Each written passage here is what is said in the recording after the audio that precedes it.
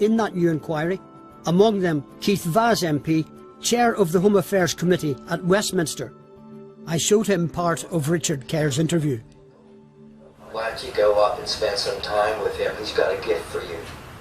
What are your thoughts when you hear that? Well, obviously it's pretty shocking that anyone of that age should be put through that kind of mental and emotional torture. It is obviously very difficult for the person concerned to recount it, because it's something that must have affected him deeply at that age.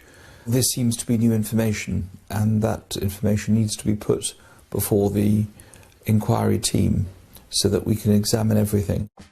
Those children were exploited. Was there a cover-up? It needs a national investigation. That's why we... Last week, the Stormont Assembly called for Kincora to be included in the Westminster inquiry, to be led by Solicitor Fiona Wolfe. But central to any inquiry into Kincora is that it must have powers to get answers from MI5 about why it failed to report allegations of sex abuse in 1975 and why it obstructed a subsequent police investigation. Effectively, that represented a cover-up of the sex abuse at Kincora, but it may also have contributed to a cover-up of what seems to have been a sophisticated and much wider paedophile ring.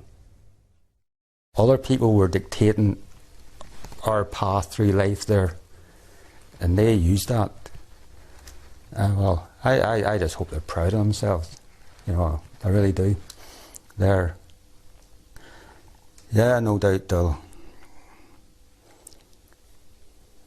they probably think, yeah, we had to do it. No, we didn't bloody had to do it. You know, if that's the only way you can get a result, well, then you're doing something wrong. You know, surely we're above that. As a society, we're far more intelligent than that. No. Is it on any level, as far as you're concerned, acceptable that an operation centred on a boys' hostel should allow abuse to continue? No.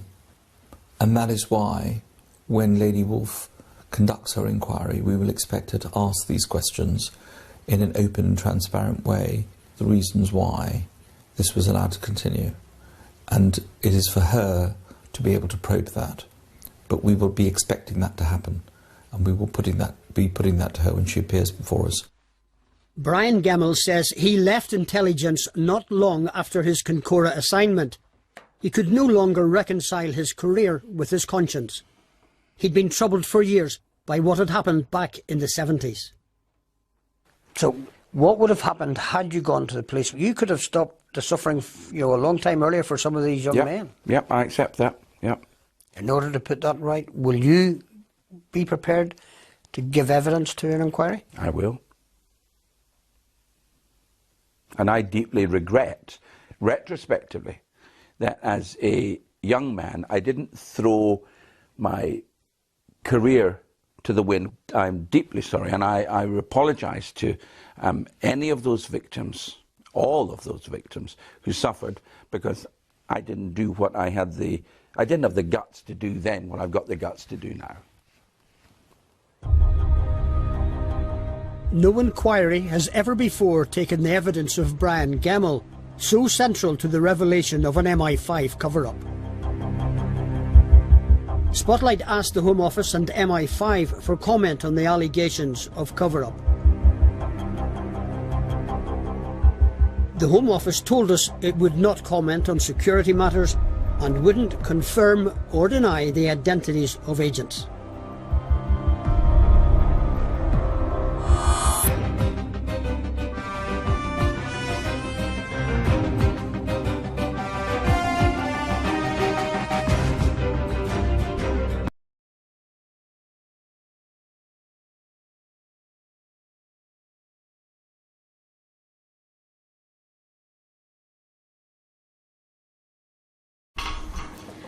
Gary Hoy spent 7 years at Kincora Boys' Home in East Belfast. He remains deeply traumatised after being systematically abused by William McGrath, Joseph Mains and Raymond Semple. In 1981, the trio were jailed for abusing boys in their care. Never left me.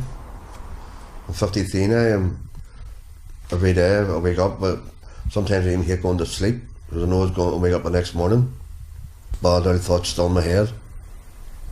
Every time I pass it on the bus, it's very hard to see it still standing there.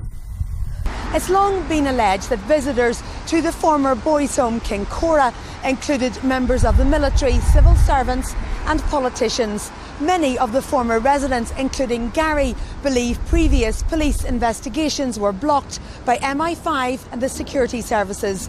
They're convinced that in order to start to try and get to the truth of what went on behind these walls, Kincora needs to be investigated by the Westminster Wolf Inquiry. But the Home Secretary has decided Kincora will not be included. In a statement, the Secretary of State said she believes the current historical abuse inquiry here, headed by Sir Anthony Hart, is better placed to pursue allegations of abuse at Kincora, adding all government departments will cooperate to the utmost of their ability. The HIA has welcomed Theresa Villiers' assurances of full cooperation, believing it now enhances its ability to investigate Kincora. Gary Hoy, however, is unimpressed. For once I wasn't shocked, because to me there's too many people involved, and hierarchy people, you know what I mean? And it's just too scared of who was involved, you know what I mean? The First Minister, who's disappointed Kincora will not be thoroughly examined by the Westminster inquiry, says he will seek clarification from Sir Anthony Hart that he'll now have the same range of powers to carry out a robust investigation into Kincora. Politicians on all sides of Stormont believe there's a critical weakness in the abuse inquiry here. What she is not able to do today is say for sure Sir Anthony will be able to compel the right witnesses from MI5 and the security services. That is the big allegation. That's the one that's been lingering for so many years and decades. That's the one that needs to be nailed. I think what we need in relation to any allegations of this nature is a full, transparent, independent inquiry with sufficient powers to get to the truth. I think that's what victims require.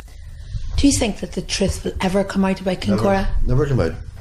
They're not come out now when they're not taking it to Westminster, you know what I mean? So what are they hiding this time? The Historical Abuse Inquiry says it won't be able to investigate Kincora until the end of next year at the earliest.